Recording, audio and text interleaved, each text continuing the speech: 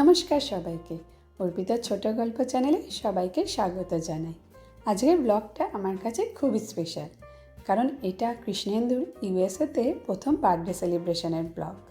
সারাদিন আমরা কি করলাম, কোথায় গেলাম, কিভাবে কাটলো সারাটা দিন, সব ছোট ছোট সুন্দর ক্লিপস আজ আপনাদের সঙ্গে শেয়ার করব। আইএসটি টাইম অনুযায়ী ইন্ডিয়াতে আগের দিন দুপুরবেলায় বার্থডে শুরু হয়ে গিয়েছিল, তাই আগের দিন থেকেই বাড়ি থেকে ফোন, বন্ধুদের মেসেজেস, উইসেস সব আসছিল। ইউএসএতে এই জিনিসটা আমার বেশ ভালো লাগে, যে এখানে একদিন নয় 1.5 দিন ধরে বার্থডে সেলিব্রেট করা যায়।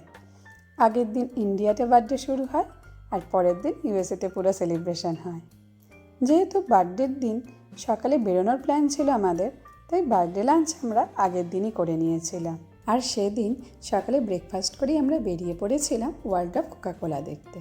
ওই যে বার্থডে বয় আগে আগে ছুটছে ম্যাপ দেখতে দেখতে, আর আমি অ্যাজ ইউজুয়াল চারপাশে সব কিছু এনজয় করতে করতে পিছন পিছন যাচ্ছি। যখন ওয়ার্ল্ড অফ কোকাকোলার সামনে পৌঁছালাম, চারপাশটা ঘুরে ঘুরে দেখতে বেশ ভালো লাগছিল। আর তার থেকেও বেশি ভালো লাগছিল রোদে দাঁড়িয়ে থাকতে, কারণ তখন দিনের বেলায় টেম্পারেচার থাকছিল প্রায় -9-10 মতো। এই জায়গাটির নাইট ভিউ তো আমি আগেও আপনাদের ব্লগে দেখিয়েছি। লাইটিং, ডেকোরেশন সব কিছু মিলে একটা অন্যরকম ভাইব ছিল। আজ আপনাদের সাথে ডে টাইম ভিউটাও শেয়ার করলাম।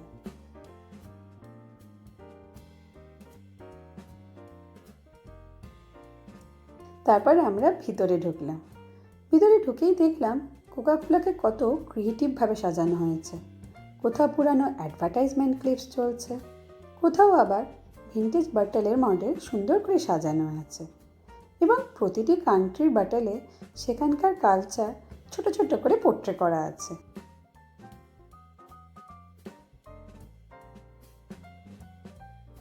তারপর আমরা গেলাম কোকাকোলার সিক্রেট ফর্মুলা লকার রুমে। কোকাকোলার ফর্মুলা নিয়ে অনেক কিছুই জানার আছে সেখানে। কোকাকোলা কীভাবে শুরু হলো, কে ইনভেন্ট করেছিল, প্রথমে সেল কেমন ছিল, ফার্স্ট মার্কেটে কোকাকোলার কী ফ্লেভার এসেছিল, এছাড়া আরও অনেক কিছু। সব হিস্ট্রি খুব সুন্দরভাবে সাজানো ছিল। আমাদের ওয়ার্ল্ড অফ কোকাকোলা এক্সপিরিয়েন্স কেমন ছিল সে নিয়ে পরের ব্লগে আপনাদের ডিটেলসে বলবো। এরপর আমরা চলে গেলাম গেম জোনে। এখানে নিজের হাতে নিজের পছন্দ মতো কোকাকোলা বোতল কাস্টমাইজ করা যায়, আর আফটার ডিজাইন সেই বোতলটি বড় স্ক্রিনে শো করা হয়, এবং আশেপাশের সবাই সেটা দেখছিল যে কে কেমন ডিজাইন করেছে। কৃষ্ণেন্দু অলরেডি নিজের বোতল কাস্টমাইজ করা শুরু করে দিয়েছে। এখানে আমরা একটি জিনিস জানতে পারি, ওই যে আন্টারটেকারের পেঙ্গুইনটি যে দল ছেড়ে একা বেরিয়ে গিয়েছিল, কারণ তার হাতে একটিমাত্র কোকাকোলার বোতল ছিল, যেটা সবার সাথে শেয়ার করা পসিবল ছিল না। হ্যাঁ, ঠিকই ধরেছে, এই হলো সেই পেঙ্গুইন যার পেটটা কৃষ্ণেন্দু নিজের পেটের মতো বানিয়ে ফেলেছে।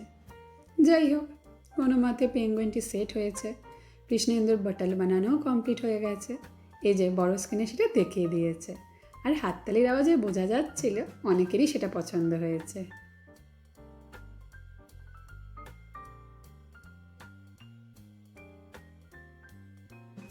তারপর আমরা চলে গেলাম নিজের পছন্দ মতো কোকাকোলা ফ্লেভার বানানোর জায়গায়।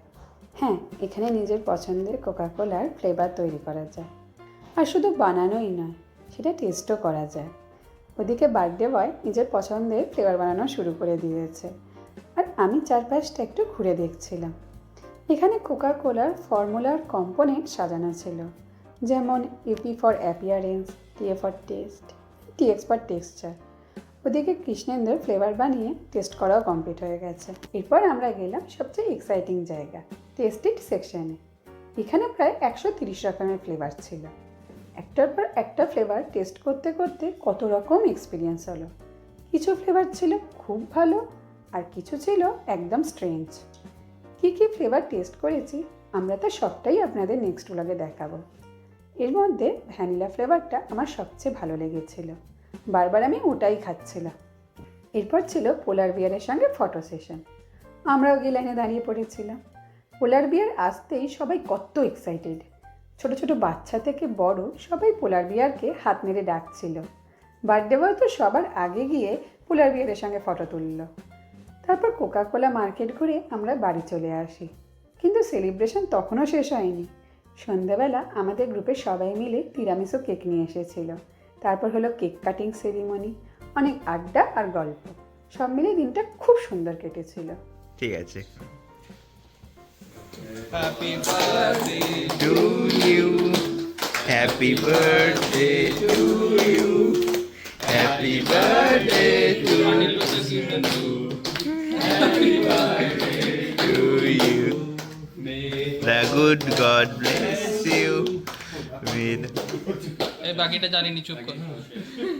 May the good God bless